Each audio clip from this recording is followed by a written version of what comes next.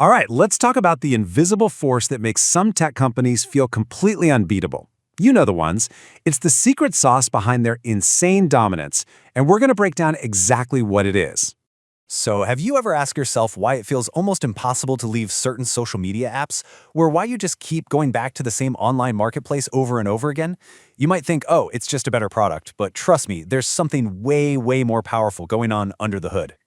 And that's where this thing called network effects comes in. Seriously, it's not about slick features or cool design. It's a fundamental economic force that has literally built the digital world we live in. And today, we're going to see exactly how it works. Okay, here's the game plan. We'll start with what makes this tech's most powerful moat. Then we'll get into the core idea, how more users equals more value. We'll check out the different kinds of networks and see why they create these winner-take-all situations. We'll also look at the dark side of all this, and then peek into the future to see what the next battleground looks like. So, first up, tech's most powerful moat. You know, Warren Buffett famously talked about an economic moat, something that protects a company from competition.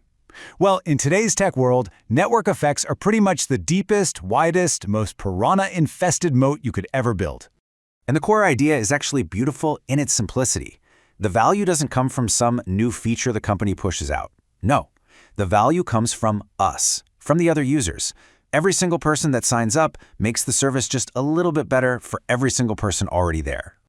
All right, so how does this actually work? How does this simple idea build into such an unstoppable force? This, right here, is the engine that drives that crazy exponential growth we see. It's what's called a virtuous cycle. Just think about the very first telephone ever made. It was a paperweight, right? Completely useless. But the second someone else got a phone, boom, it had a little bit of value. Fast forward to 1 million phones, and suddenly it's an absolutely essential part of society. More users create more value, which sucks in even more users. It's this incredible feedback loop that just keeps feeding itself. Now, it's super important not to get this mixed up with something else called economies of scale. That's about the company's costs going down as they get bigger. You know, cheaper servers, bulk deals.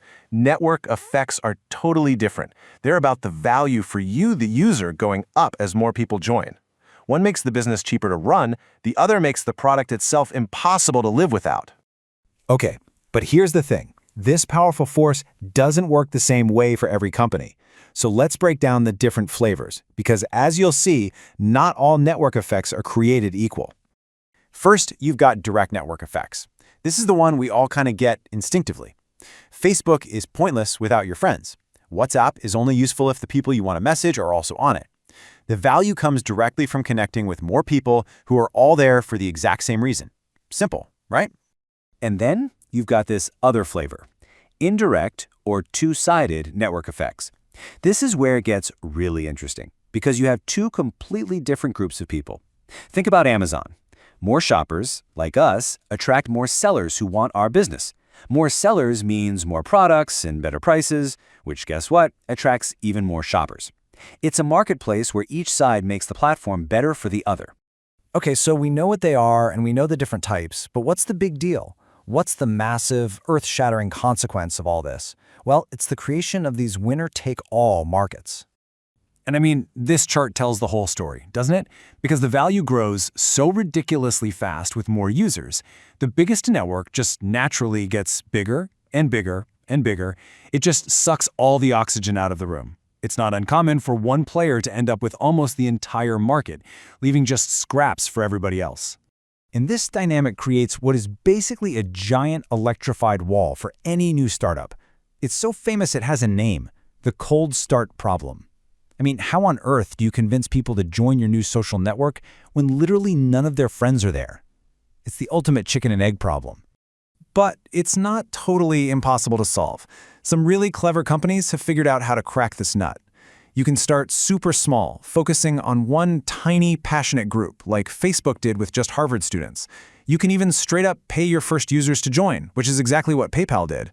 Or you can build a great tool that's useful all on its own and then sprinkle in the network features later. Now, this power, it sounds amazing if you're the company who has it, right? But there's a flip side, and it's a big one. This whole thing really is a double-edged sword, and it comes with some pretty serious downsides for the rest of us. You know, when one company gets this dominant, it can totally crush competition and new ideas. The insane amount of data they need to collect on all of us raises huge privacy questions.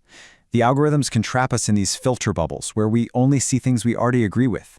And maybe worst of all, it creates lock-in, making it incredibly hard, almost painful, for us to switch to something else, even if we wanted to. So where does this leave us? Is this just the way things are now? Well, not exactly. The principle of network effects isn't going anywhere. But the battlefield? Oh, the battlefield is definitely changing. Let's look at where these forces are going to play out next. If you think about it, this idea isn't new.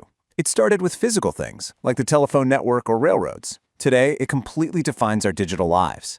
But the future is about data and decentralization. With AI, more data from users creates a smarter AI, which attracts more users. You see the loop.